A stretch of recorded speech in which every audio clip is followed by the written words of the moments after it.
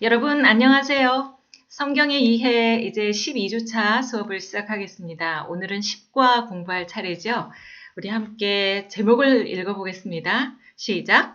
그렇다고 너 바벨론 의스대지 마라. 너도 결국은 망한다. 이런 제목입니다. 네, 아수르라는 엄청나게 큰 나라를 완전히 잠식시킨 그 다음 신 바벨론. 바벨론도 역시 이제 망하고야 말 것이라는 것을 암시하고 있는 것이죠. 너도 결국은 망한다 라는 제목입니다.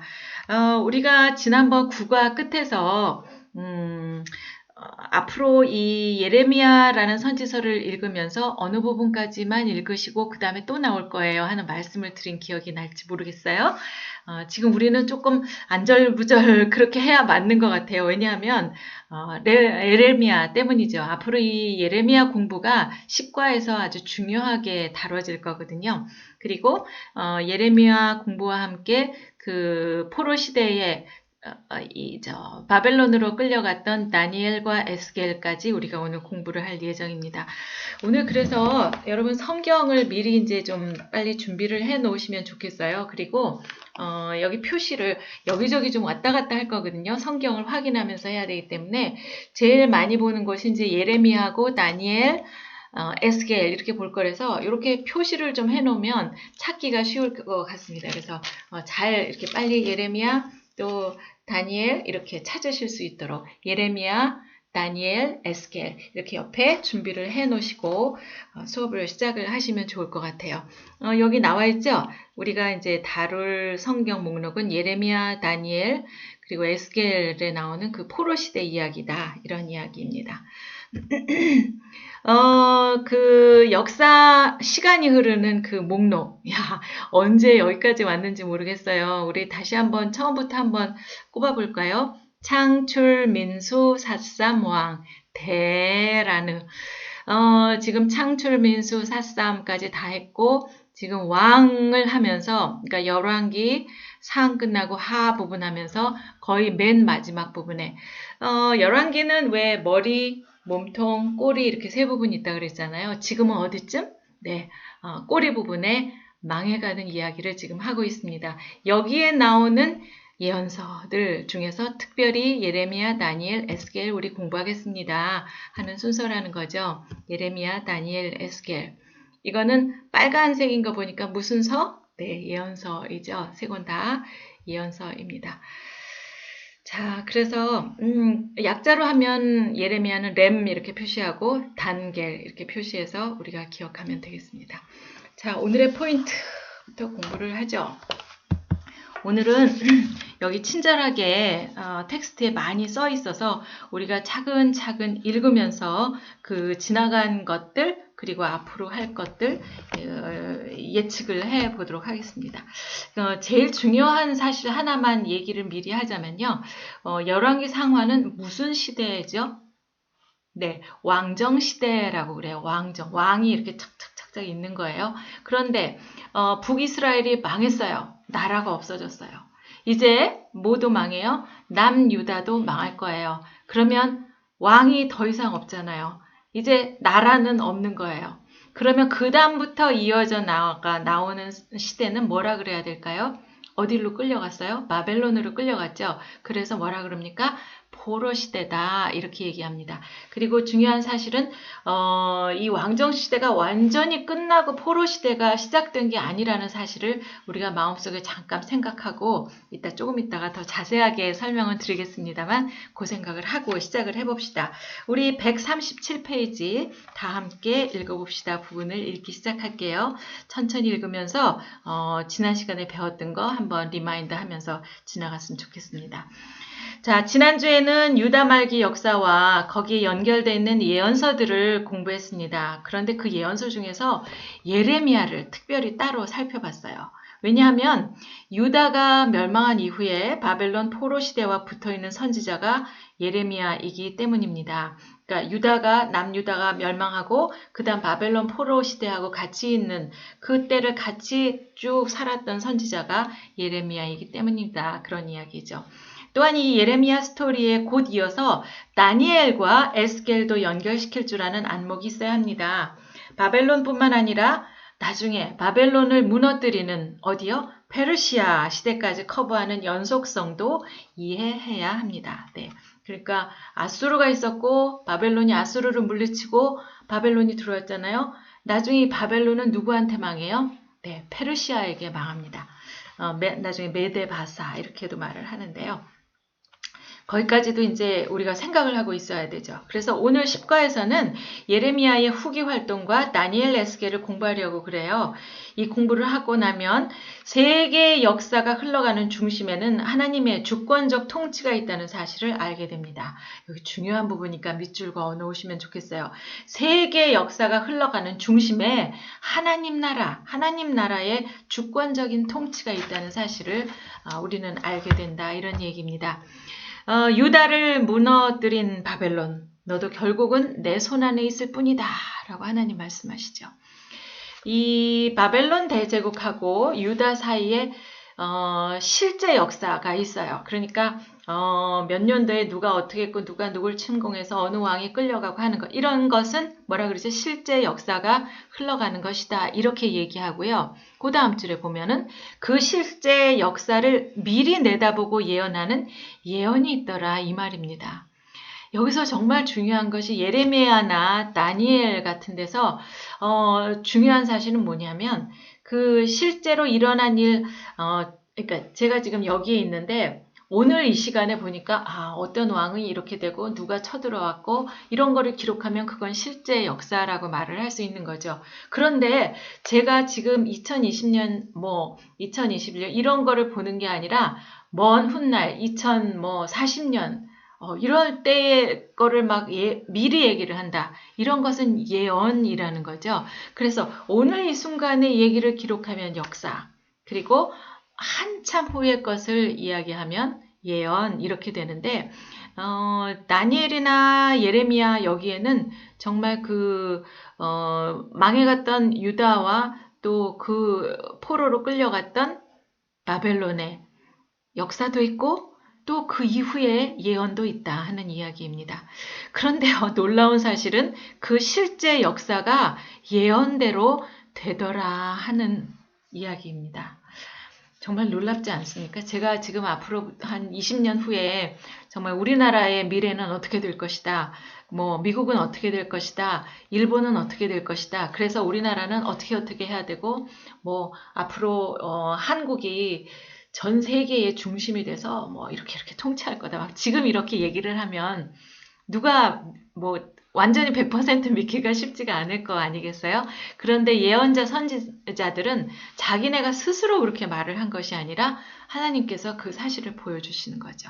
그렇다고 그래서 그 사람들이 정말 아무것도 모르고 있는 그런 사람들인데 갑자기 막 하나님의 영이 어느 날 내려와가지고 막 절절절절 이렇게 뭐는 이렇게 되고 막 이렇게 해주셨다고는 생각하지 않아요. 왜냐하면 특별히 이 예레미야나 다니엘 에스겔 같은 사람들은 공부를 굉장히 많이 한 석학들이거든요. 그래서 이 국제 정치에도 능통하고 역사에도 능통하고 철학 공부도 했고 문학 공부도 했던 이런 사람들이 이제 또 분명한 것은 이제 신앙이 굉장히 깊었고 하나님과의 그 깊은 기도 가운데서 교류가 있었던 사람이죠. 그래서 하나님께서는 이 인간 저자들을 통해서 앞으로 일어날 일들을 이렇게 보여주셨다는 겁니다. 하나님의 나라의 주권과 그 통치와 능력을 보여주셨다 하는 사실이죠. 자, 그래서 이제 오늘의 포인트 1번이 나옵니다. 자, 1번. 바벨론 포로 시대가 열리는 예레미야 후기 사역 이것이에요. 여호야김부터 시드기야 그 이후 이해하기 이렇게 이야기를 했습니다. 지난 시간에 남유다가 망하는 그 순간부터 우리가 외워야 될 왕 5명 기억나세요, 여러분? 네. 안 잊어버리셨겠죠? 네. 요시아가 있었어요. 요시아부터 시작해서 그 다음에 잠깐 한 요시아하스, 그 다음에 여호야김, 그 다음에 살짝 여호야긴, 그 다음에 맨 끝에 시드기야. 네, 이제 기억나시죠? 다시 한번 요시아, 여호아하스, 여호야김, 여호야긴, 시드기야. 제가 이렇게 세게 한 것은 굉장히 중요한 왕이고 오랫동안 통치한 사람이고 이렇게 살짝 작은 밑으로 이렇게 얘기한 사람은요. 한 석 달씩만 조금씩만 잠깐 이렇게 왕위에 올랐던 사람이었던 거죠. 그래서 요시야, 여호아하스, 여호야긴 그리고 시드기야. 요거를 잘 기억하셔야 돼요. 왜냐하면 제가 지난 시간에 우리 예레미야가 참 골치가 아픈 부분은 뭐냐면은 예레미야 전체 통안에 이게 막 시간이 뒤죽박죽 돼 있다고 말씀을 드렸잖아요. 네. 처음부터 1장부터 이렇게 쭉 읽어서 시간이 지나가면은 얼마나 편하겠어요. 그런데 그게 아니라 아마도 그때그때 주신 말씀과 설교 이런 것들이 그냥 그 순서대로 나와서 어느 때는 저 먼 훗날의 얘기가 막 또 예언이 되기도 하고 또 바로 눈앞에 역사가 나타나기도 하고 그래서 그 시간상에 굉장히 복잡함이 있었어요. 그래서 어떻게 했어요? 왕별로 우리가 이제 정리를 해서 요시야 때는 어떤 몇 장 몇 절 막 또 이렇게 또 여호아스 끌려갔을 때는 몇 장 몇 절 여호야김 때는 뭐 몇 장 몇 절 이렇게 해서 쫙 정리를 해드렸던 기억이 납니다. 그래서 지난 시간에 끝나면서 뭐라고 말씀드렸어요? 국어에서는 요시야 왕 때까지의 배경만 우선 읽으시면 됩니다. 그랬는데 아마 기억나실 거예요. 국가 끝나면서 그렇게 말씀을 드렸거든요. 그래서 이 이제 요시야 큰 그 정점을 찍는 왕으로 치면 요시야, 여호야김, 시드기야 이렇게 돼야 되는데 그러면 요시야 때는 지난번에 읽었으니까 오늘은 어디요? 여호야김부터 시드기야 때까지 그때를 이해를 하시면 된다. 이런 이야기입니다. 어떤 내용인지 아시겠죠? 그래서 첫 번째 바벨론 포로 시대가 열리는 포로 시대가 드디어 시작하는 예레미야 후기 사역 이렇게 되어 있습니다. 여기서 질문을 한 가지 할게요. 한번 답을 생각해 보세요. 첫 번째 그 포로 시대의 역사서다라고 이름 붙일 만한 그렇게 따로 떼어진 성경 목록이 있을까요? 없을까요? 네, 다시 한번 이 포로 시대라고만 이렇게 명명할 수 있는 그런 성경 목록이 따로 있을까요? 없을까요? 자, 그럼 다른 질문을 한번 해볼게요. 포로 시대가 70년 동안 이어졌잖아요. 포로 시대 이후에 그 70년 지난 다음에 그때부터 그 이후 시대를 기록한 역사서는 있을까요? 없을까요? 포로 시대가 끝나고 난 다음의 시대를 기록한 역사서. 네, 그렇죠. 뭐요? 에스라 선생님이 나중에 그 포로 시대에서 돌아와서 국민들이 정말 아무것도 모르니까 그 옛날부터의 일어난 일들을 이렇게 막 기록한 에스라라는 그것을 만듭니다. 그리고 국민들을 교육하기 위해서 왜 우리 대라는 이렇게 대 했잖아요. 역대상하. 그게 뭐냐면 진짜 옛날부터 우리 민족은 이런 민족이야 라고 하면서 이렇게 쫙 공부시키는 교재 같은 거 만들었는데 에스라가 이제 두 가지를 썼잖아요. 에스라와 역대상하 썼는데 우리 그때 에스라 그것은 그 포로 시대 이후의 역사가 기록되어 있는 그런 성경 목록이다 이렇게 생각하시면 됩니다. 그렇다면 아까 질문 드린 거 포로 시대 역사서라는 그런 성경 목록은 있을까요? 없을까요?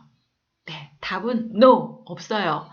그러면 우리는 이 포로 시대를 어떻게 해야 무슨 일이 어떻게 되었다라는 것을 알 수가 있을까요? 여기가 진짜 포인트입니다. 어디서 찾아오느냐? 쉽게 말씀드리면 예레미야하고요, 다니엘하고 이렇게 거기서 우리가 이제 추려오는 거예요. 좋은 비교가 될지 모르겠는데 이제 밥을 지었는데요. 콩도 넣고 보리도 넣었어요. 근데 어떤 사람은 콩만 좋아하고 어떤 사람은 콩을 싫어하고 보리만 좋아하는 사람이 있어요. 그러면 콩을 좋아하는 사람은 이렇게 콩만 골라 먹어야 될 거 아니겠어요? 또 보리만 필요하다 그러면 보리만 골라야 되는 것처럼 이 예레미야와 다니엘 그러니까 그때 우리가 왜 무대 A, 무대 B 이렇게 했던 거 기억나시죠? 무대 A라고 했던 이스라엘에는 누가 있었죠? 예레미야가 활동하고 있었고 또 포로로 잡혀간 바벨론 무대 B에는 누가 있었습니까? 다니엘이 있었죠. 다니엘이 그쪽으로 끌려가서 예언자 역할을 했던 거죠. 그러면 요 예레미야하고 그 다니엘에서 역사만 쫙 뽑아내면, 그러니까 콩만 골라내면 우리가 그때 무슨 일이 일어났다라는 것을 알 수가 있다는 거예요. 그러면 여기서 중요한 사실 하나는 또 이렇게 왕정시대가 이렇게 끝나고 짠 다 망하고 그 다음에 그날부터 그럼 포로시대가 쫙 시작됐나 하면 그거는 아니라는 거예요. 팔을 제가 이렇게 해볼게요. 왕정시대가 이제 짠짠짠짠짠짠 이루어져 나옵니다. 요시야, 여호아스, 여호야김, 시드기야 이렇게 하면서 이제 왕정시대가 흘러오잖아요. 포로시대는 언제부터 시작돼요?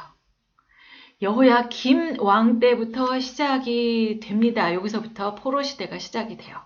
그러니까 여기는 포로시대, 여기는 왕정시대라는 거죠. 근데 이렇게 겹치는 부분이 있어요. 이게 왜 여기서부터 포로시대가 됐다고 말할 수 있나요?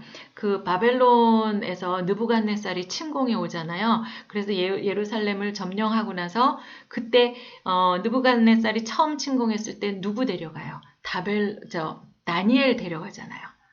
다니엘 데려가고 그 다음에 두 번째 침공했을 때 그때 요시야, 여호아스, 여호야김, 그러니까 여호야김 때 다니엘 끌려가고 그 다음에 여호야긴이 잠깐 있을 때 또 침공해서 여호야긴과 그 엄마와 또 누구? 선지자 에스겔 그리고 그 신하들 한 10,000명 되는 사람들을 다 데리고 갔다 이런 얘기예요. 그래서 이미 이 여호야김 왕 때는부터 포로 시대가 시작이 된 거예요. 그래서 우리가 이제 그 콩을 골라내야 되는 부분은 이쪽 무대 A 왕정 시대 때 활동했던 예레미야와 여기 포로 시대에서 활동하는 다니엘과 이렇게 오버랩되는 부분에 있는 이야기에서 그 콩을 역사 사실을 골라낸다 하는 이야기입니다. 여러분 잘 이해하시라고 막 열심히 이야기를 했는데 잘 이해가 되셨는지 모르겠어요. 이게 이제 그 그림으로 나타내면 이렇습니다. 네. 어떻게 해요? 왕정시대가 이렇게 갔고 그 다음에 딱 끝나서 나라가 끝나자마자 그때부터 포로로 잡혀갔냐 하면 아니라는 거라는 거죠. 네. 이렇게 되고 끝나자마자 포로 시대가 되는 것이 아니라는 것이에요. 그러면은 어떻게 해요? 네, 아까 제가 손으로 이렇게 한 것처럼 왕정 시대가 쭉 이어지는데 그때 중간에 여호야김 왕 때 네, 저기 바벨론에서 쳐들어와서 다니엘이 잡혀가면서 그때부터 포로 시대가 시작이 된다 하는 겁니다.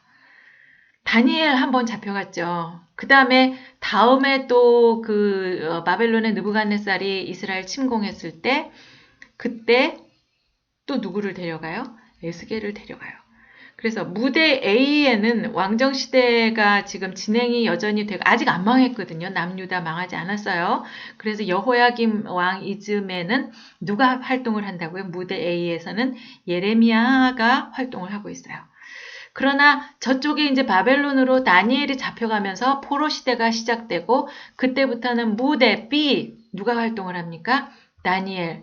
그리고 또 한 사람 나중에 여호야긴 왕이 잡혀갈 때 같이 누구가 가요? 에스겔도 함께 포로로 바벨론으로 끌려간다. 이런 이야기입니다. 잘 이해가 되셨나요? 네. 그래서 요시야, 여호아하스, 여호야긴, 시드기야 이렇게 5 왕을 거치면서 이제 마지막 꼬리 부분에 남유다가 망하는 날까지 이제 가는 거예요. 그래서 결국은 시드기야 왕일 때에 이 왕정 시대는 막을 내리고 이 꼬리 부분에서 완전히 남유다가 멸망을 하고 만다 이런 이야기입니다.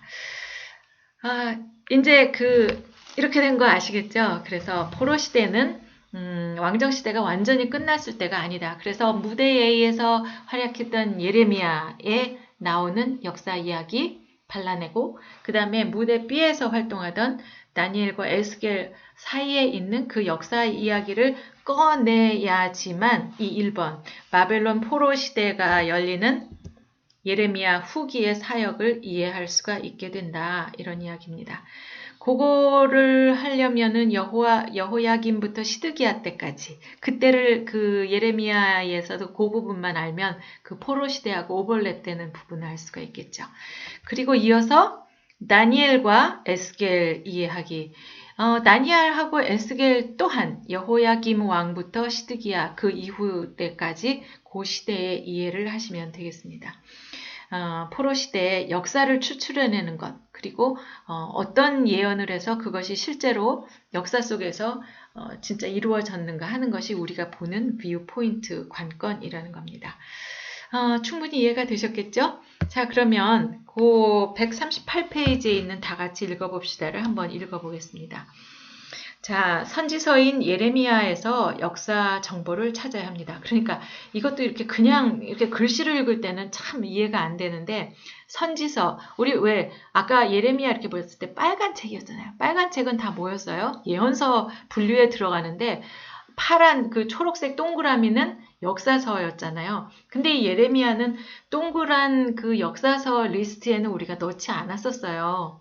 대부분 다 예언이 많기 때문에 빨간 책, 예언서라고 넣었음에도 불구하고 선지서인 예레미야에서 역사 정보를 우리가 그 콩을 골라내겠다 이런 말이에요. 이제 이해가 가시죠? 그래서 구약 역사를 마무리할 때 예레미야의 후대 인생을 끼워 넣을 줄 알아야 합니다. 그리고 다니엘과 에스겔은 이것 또한 예언서지만 내용 면에서는 포로 시대 역사가 기록되어 있습니다. 그래서 이제 다니엘을 보면 바벨론 포로로 잡혀간 때부터 페르시아가 바벨론을 정복한 그 이후까지 일어난 사건을 중심으로 기록하면서도 또 환상이 끼어 있어요. 그러니까 지금 남유다가 누구한테 망했죠? 바벨론한테 망했잖아요. 그런데 이 바벨론도 망한다라고 예언을 했는데 누구한테 망했나? 페르시아에게 망해요. 근데 그걸 다니엘이 다 봐요. 네, 다니엘이 봐요. 다 보고 있어요. 그래서 그걸 기록을 하고 있다는 거예요. 그래서 포로로 잡혀간 때부터 페르시아가 바벨론을 정복한 이후까지 그러한 일어난 사건을 중심으로 기록을 하고 있어요. 그러면서도 자기에게 내리신 하나님이 주신 그 환상을 또 다 이렇게 끼워 넣고 있어요. 그리고 또 에스겔을 보면 실제 역사를 이제 중심으로 이렇게 놓고 그때 보여주신 하나님의 말씀도 또 이렇게 풀어내고 있어요. 그러니까 이제 예레미야, 다니엘, 에스겔 우리는 이제 알 수 있어요. 다 예언서로 들어가지만 이 안에는 콩밥이에요. 콩, 역사라는 콩들이 착착착 박혀 있기 때문에 우리가 그걸 뽑아서 그 시점에, 그 시기에 역사들을 우리가 알아볼 것이다 하는 이야기입니다. 이사야서로 앞에 부분에 그 이사야 여러분 생각나세요? 그때도 이렇게 세 부분으로 나눠서 말씀을 드렸었죠. 1장부터 35장은 예언, 36에서 39는 그 끼어 들어가는 이벤트들, 역사 기록이었다고 말씀드렸죠. 이어서 40에서 66은 또다시 예언이다. 그 양쪽에 1부의 예언과 3부의 예언이 있는데 뭐라 그랬어요? 심판하시나 구원하신다. 이게 메시지였어요. 모든 예언에 사실 가장 중요한, 간단하게 말하면 한마디로 심판하시나 구원하신다. 지금은 벌을 받지만 나중에 회복하게 해주신다. 이게 중요한 메시지입니다. 이렇게 1부의 예언, 2부의 역사 기록, 3부의 예언 이렇게 됐었던 거 그때 말씀드렸는 거 기억나시죠? 마찬가지예요. 다니엘, 에스겔도 그렇게 역사 기록과 말씀 환상으로 보여주는 미래사 예언 내용이 섞여 있습니다. 바벨론에 사로잡혀 시작되는 포로 시대의 역사를 왕정 시대하고 연결해서 한 권으로 써놓은 역사 기록은 없습니다. 네, 이때까지 설명드린 부분이 바로 이거예요. 이렇게 오버랩되어 있지만 그것만 따로 떼어서 포로 시대를 기록한 역사책은 없다 이런 얘기예요. 이제 이 역사 기록을 연결시킬 줄 아는 것이 관건입니다. 어떻게 하면 될까요? 예레미야 후기 정보를 끄집어내서 아까 이렇게 했죠. 네. 예레미야가 그 무대 A에서 활동했죠. 그때 후기 정보를 끄집어내서 왕정 후기에다 붙이고 그 다음 다니엘과 에스겔이라는 예언서 속에 섞여있는 실제 역사를 끄집어내서 여기다가 이렇게 쪼매는 거예요. 예레미야 후기 사역하고 이 다니엘 에스겔의 예언서하고를 이렇게 잘 쪼매 놓으면 그 실제 역사가 탁 나온다 이런 이야기입니다. 바로 그 역사를 찾아내는 일이 오늘 우리가 해야 할 일입니다. 자, 10과를 이런 관점으로 공부를 할 거예요. 그래야지만 예레미야, 다니엘, 에스겔 속의 예언 또한 읽힌다 하는 이야기입니다. 아니면 의미가 깨달아지질 않아요. 그냥 이렇게 읽고 1장, 2장, 3장, 4장 이렇게 읽으면 이거 뭐야 하나도 뭐 이게 사실인지 뭔지 모르겠는데 또 몇 년 몇 월 며칠에 뭐 누가 어디로 갔다 처형당했다 뭐 별 얘기가 다 나와요. 그래 막 정신이 없는 거죠. 그래서 항상 이 부분에 이제 혼자서 일독을 하거나 이러려면 이제 시험에 들게 되는 거예요. 성경은 어려워. 도저히 읽을 수가 없어. 무슨 SF 소설 같아 뭐 이러면서 읽기가 어려워지는 거였었어요. 그런데 이런 공부를 한번 우리가 지금 하는 것처럼 한번 그 맥을 쫙 뚫어놓으면요. 그 다음부터는 문제 없어요. 혼자서 읽으실 수가 있어요. 신기하죠? 이렇게 그 중요한 것들을 알고 해야, 공부를 해야 예레미야, 다니엘, 에스겔 속의 예언이 읽혀지고 의미가 깨달아진다 하는 겁니다. 글자만 읽으면 안 되잖아요. 하얀 것은 종이고 깜짝 것은 글자인데 도대체 무슨 내용인지 모르겠다 이러면 아무리 통독 한 번, 두 번, 세 번, 네 번 해봐야 소용이 없습니다. 자꾸 다른 생각만 들죠. 자, 그렇게 해야 창세기 1장부터 흐르는 성경 전체 내용이 포로 시대에 와서도 연결이 됩니다. 일맥상통하는 주제가 퍼즐처럼 맞춰지는 사실도 알게 된다 하는 것이죠. 즉, 하나님은 왕이시다. 가인 계열과 셋 계열의 두 왕사 이렇게 나눠진다 그랬어요. 이렇게 큰 줄기 속에서 세계사를 통합하는 안목을 갖게 된다 하는 것입니다.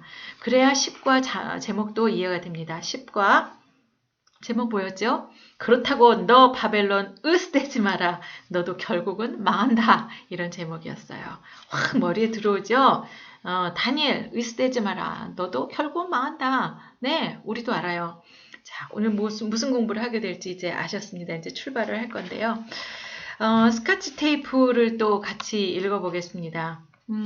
오늘은 같이 읽으면서 이제 마지막 정리를 하는 때가 되니까요. 여러분이 이렇게 같이 읽어도, 이거 무슨 말인지 안다. 이렇게 되실 것 같아요.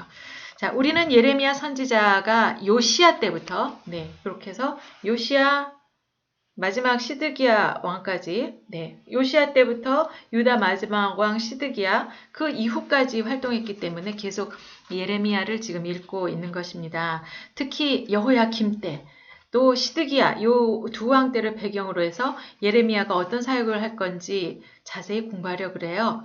유다는 결국 시드기야 왕 때 망했습니다. 나라가 사라지고 왕도 이제는 없습니다. 그 순간에 스포트라이트 조명이 두 개가 켜져요. 무대가 한쪽 촥 켜집니다. 어디? 무대 A에는 누가 있어요? 예레미야가 있어요. 무대 A는 어디? 이스라엘이잖아요. 망한 나라. 이제 망해서 왕도 나라도 없어요. 통치하는 사람도 없고 또 중요한 똘똘한 사람들은 다 바벨론으로 끌려갔어요. 남은 사람 누구? 정말 힘없고 나이 든 그런 사람들이라는 거죠. 무대가 두 개인데요.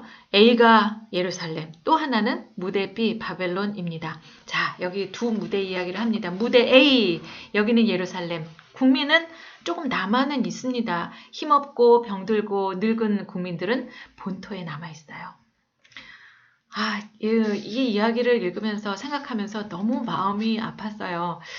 나라를 잃는다는 것은 그렇게 간단한 문제가 아니거든요. 그냥 우리가 역사 속에서 뭐 북이스라엘이 망하고 남유다가 망하고 누구 왕이 죽고 뭐 이런 얘기를 하지만 사실 그때 우리가 예레미야처럼 그 현장에서 있었다 그러면 막 가슴이 막 쪼개지는 것 같지 않았을까요? 막 심장을 도려내는 것 같은 그런 아픔들이 일어났을 것 같아요.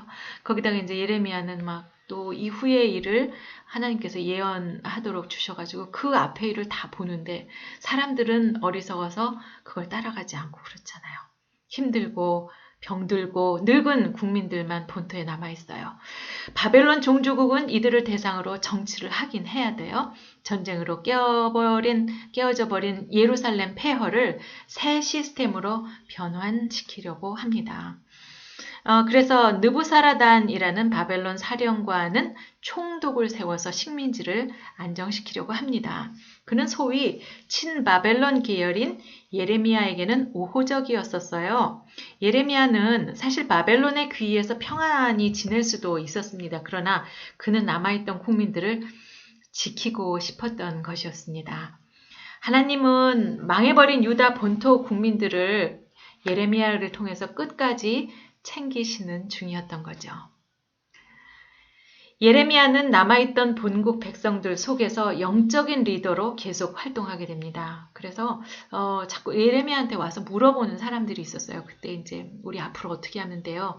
누구한테 이렇게 친하게 해야 되나요? 바벨론인가요? 아니면 이집트인가요? 막 이런 거 물어보기도 했었거든요.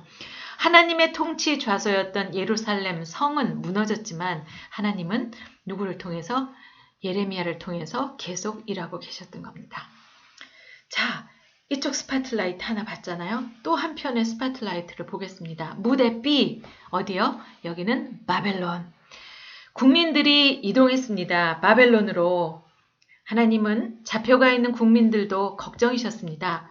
그들의 지도자도 있어야 하지 않겠어요? 민족의 지도자 말이죠. 그래서 젊고 유능하고 똑똑한 알맹이 백성들이 잡혀갔으니 말입니다. 나라는 없어졌지만 국민은 여전히 생존해 있는 겁니다. 이제 이름하여 포로 시대가 시작된 것입니다. 남유다 어느 왕 때? 여호야김 왕 때 잡혀간 사람부터 포로 시대가 본격적으로 시작된 거예요. 여호야김 때 누가 바벨론으로 끌려갔죠? 다니엘. 그리고 나중에 그 여호야긴 끌려갈 때 그 마지막 시드기야 왕 세워졌을 때 누가 끌려갔어요? 에스겔 끌려갔어요. 지금은 이제 많이 설명을 들으셨기 때문에 여러분들이 이거를 이렇게 읽으면서 포로 시대가 시작된 것입니다. 그러면 그 무대 B에 누구누구 있는지 이렇게 보이는 거예요. 신기하죠? 성경 흐름을 타고 여기까지 와 있는 우리도 생각 속에서 좌표 이동을 시켜야 합니다. 성경이 바벨론에 가 있는 주인공들에게 쫙 서치라이트를 비추기 때문입니다. 성경은 우리한테 그쪽 무대를 보라고 이끕니다. 그래서 우리도 저쪽 바벨론 쪽으로 옮겨가야 합니다. 이미 여호야김 왕 때 잡혀간 다니엘이 거기 있죠. 그리고 여호야긴 왕이 잡혀갈 때 함께 잡혀간 에스겔도 보입니다. 포로 시대가 시작됐습니다. 바로 그 얘기인 거예요. 자, 그럼 본토 예루살렘의 예레미야, 그리고 바벨론의 다니엘, 에스겔 스토리가 창세기 12장 1절부터 시작된 하나님 나라의 흐름 속에서 어떤 의의가 있단 말인가? 바벨론에 잡혀가 나라가 망하는 것이 끝이란 말인가? 결국 바벨론이 가장 큰 나라란 뜻인가? 하나님 나라가 망해서 없어졌는데 도대체 이 포로 시대 역사에는 무슨 의미가 있단 말인가? 이런 질문을 안고 다니엘과 에스겔 포로 시대를 열어보도록 하겠습니다. 그런 얘기예요. 네. 여기 열왕기 상하 물고기 그림. 열왕기 상하는 중요하다 그랬죠? 왜? 이 15권의 종속 목록들이 있는데 지금 우리는 어디 부분을 하고 있어요? 꼬리 부분, 멸망 부분을 공부를 하고 있습니다. 그래서 이 멸망하는 꼬리 부분을 우리가 공부를 하고 있어요. 그러면 이제 내용으로 들어가서 1번 무대 A 예루살렘과 무대 B 바벨론을 동시에 볼 줄 알기. 이렇게 이야기가 나와 있습니다. 이 앞에 부분에 이제 정리를 통해서 무대 A 예루살렘, 무대 B 바벨론 이렇게 오버랩되는 부분이 바로 그 포로 시대가 시작되는 부분이고 그때부터 우리가 역사를 뽑아서 공부를 할 거다라고 말씀을 드렸어요. 여기 반가로 1번과 반가로 2번이 있는데요. 한번 읽어볼까요? 첫 번째 반가로 1번 여호야김 왕 때 일어난 중요한 일들. 네, 그 이야기예요. 일어난 일이라면 뭐예요? 예언한 일이 아니라 일어난 일, 그러니까 팩트들, 네, 역사 사실들이라는 거죠. 그거를 알아볼 거고요. 그 다음 반가로 2번은 시간을 옮겨서 어디요? 시드기야 왕 때 일어난 중요한 일들. 그러니까 1번 여호야김 왕 때, 그 다음에 2번 시드기야 왕 때 일어난 일들을 보겠습니다. 이제 성경을 여러분 이렇게 준비를 하시고요. 그때그때 나와 있는 나와 있는 부분을 성경으로 찾아보면서 제가 이렇게 얘기한 게 좀 틀린 부분이 없나. 그 농담이고요. 확인을 하는 작업을 실제 성경에서 이렇게 보실 수 있도록 하겠습니다. 양과로 1번 여호야김 1년. 네, 이거 제1차 갈그미스 전투 우리 생각나시나요? 그 바벨론에서 그 갈그미스가 유럽으로도 올라가고 이집트로도 내려오는 지역이기 때문에 굉장히 중요하다고 그랬어요. 그래서 바벨론에서는 갈그미스로 올라가고 또 이집트의 마로누고가 또 여기 갈그미스로 올라가서 전쟁을 하게 돼요. 그때 결과는 누가 이겨요? 네, 무승부로 끝납니다. 그때가 BC 609년 이집트가 유다를 정복했다.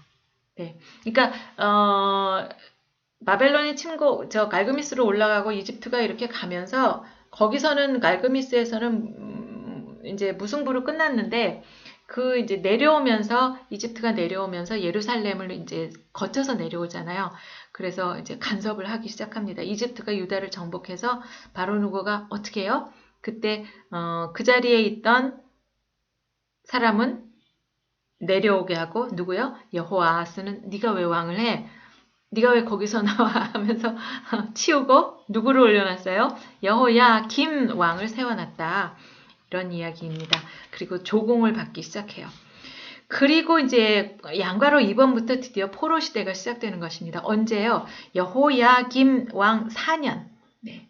여호야김 왕 4년부터 이제 시작되는 거죠. 그때 전쟁이 일어나요. 그때 뭐냐면 제2차 갈그미스 전투. 그러니까 갈그미스 쪽으로 따지면 2차인데 처음에는 그 아버지 나보폴라살 바벨론 왕이 쳐들어왔기 때문에 그거는 이제 그냥 1차 갈그미스라고 치우고 이 두 번째 갈그미스 전투는 느부갓네살 침공으로 치면은 첫 번째 1차 침공으로 이렇게 생각합니다. 그래서 느부갓네살은 1차, 2차, 3차 이렇게 일어나잖아요.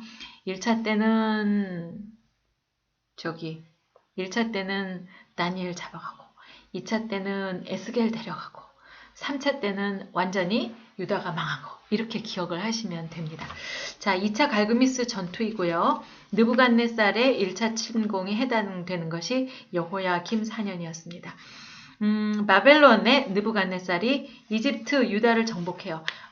이번에는 바벨론이 다 이기죠. 그래서 여호야김은 이번에 바벨론에다 조공을 바칩니다. 침공 당해서 자기가 왕에 섰으니까 이제 바벨론한테 조공 바치고 잘 해야 되겠죠. 거기 열왕기 하 24의 1에서 5장도 있고요. 그 다음에 예레미야를 한번 찾아보세요. 여기 예레미야 36장 이렇게 한번 써놓으시고요. 예레미야 36장을 한번 찾아보도록 하겠습니다. 네, 예레미야 36장 여기 그 예레미야 가운데서 역사가 나타나는 부분이다 하면서 보려고 하는데요. 1110페이지 1절부터 조금 이렇게 대충 이제 한번 보실 거예요. 유다의 요시야 왕의 아들 여호야김 제4년에 그쵸? 제4년에 여호와께로부터 예레미야에게 말씀이 임하니라 이르시되 이제 두루마리 책을 가다가 내가 하는 얘기를 다 이렇게 써라, 기록해라 이렇게 해요. 그래서 그 당시에 이제 예레미야가 잡혀 있었기 때문에 바룩이라는 사람을 불러서 기록을 하라 이렇게 했는데 이제 왕에게 여호야김 왕에게 이러이러한 예언이 있으니까 잘하셔야 됩니다. 이렇게 말을 했는데 이 왕이요 그 두루마리 그거를 갖다가 이렇게 들어보고서는 다 불을 태워버리고 막 그래요. 21장을 보면은 그 당시에 왕이 여호디를 보내서 두루마리를 가져오게 하고 이제 그 서기관 엘리사마의 방에 가가지고 이제 가져다가 다 낭독을 해주는 거예요. 근데 왕이 어떻게 해요? 겨울 궁전에 있었는데 그 앞에 불 피운 화로가 있는데 이렇게 서너 쪽 낭독하면 왕이 면도칼로 그것을 싹 베어가지고 화로불에다가 던져가지고 두루마리를 모두 태워버리는 이런 일이 일어납니다. 23절까지 그렇게 있죠. 그래서 나중에는 28절을 보면은 여호야김 왕이 불살은 첫 두루마리의 모든 말을 또다시 이렇게 기록을 해서 그나마 이렇게 알게 되는 것이에요. 네. 그렇게 이제 실제로 이런 일이 있었답니다. 네. 그리고 두 번째 다니엘은 포로로 잡혀가죠. 여기 다니엘 1장을 한번 보시겠습니다. 여러분 다니엘서 한번 찾아보시겠어요? 아까 표시를 한번 미리 해놓으시고 하시면 좋겠어요 라고 말씀을 드렸는데요. 다니엘서 1231페이지 제가 가지고 있는 것에서는 그렇습니다. 거기 1절을 보면 이렇게 나와 있어요. 유다왕 여호야김이 다스린 지 3년이 되던 해에, 그러니까 3년 되던 제4년 이렇게 되는 거죠. 바벨론 왕 느부갓네살이 예루살렘에 이르러 성을 에워쌌더니, 아까 우리가 읽었던 부분하고 똑같이 그때라는 것이 이제 나옵니다. 여호야김 왕 때 느부갓네살이 쳐들어와서, 그리고 다니엘이 그때 이제 바벨론으로 끌려가는 이야기가 나와요. 한 10대 청소년이었는데 아주 이른 나이에 잡혀가게 됩니다. 그 당시에 보면 하박국이라는 예언자도 활동을 하게 되고요. 그 다음에 4번을 보면 여호야김 4, 5년경에 느부갓네살 신상 사건으로 다니엘이 급부상함, 이런 이야기가 나옵니다. 네, 다니엘이 가서 이제 아주 어린 나이에 가서 활동을 하는데 워낙 영리하고 똑똑하고 말끔하고 이제 그래서 그 왕궁에서 일을 하게 됐는데, 이게 쉽게 말을 하면 이제 다니엘이 한 건 한 거죠. 큰 거 한 건을 한 거예요. 느부갓네살 왕이 꿈을 꿨는데 도대체 너무나 생생하고 이제 악몽처럼 시달렸는데 도대체 무슨 뜻인지를 모르겠다 하는 거죠. 그래서 그 신상을 보았는데 이게 도대체 무슨 내용이냐 한 것을 다니엘이 그걸 듣고 다 꿈풀이를 해줬어요. 그래서 마치 그 왕의 옆에서 그 술객처럼, 신접한 박수 술객처럼 이리 오세요. 이리 와라 너. 그래서 내가 궁금한 거를 내가 다 물어볼 테니까 네가 좀 얘기를 해줘라. 왜 왕들은 항상 무섭잖아요. 누가 나한테 등 뒤에서 칼을 꽂으면 어떡하나 뭐 이런 거 생각하고 꿈을 꿨는데 이게 도대체 어떻게 된다는 이야기인가, 이런 데 관심이 있기 때문에 다니엘을 가까이 두고 그 꿈 해몽하는 술객처럼 그렇게 활동을 하게 했다, 이런 이야기입니다.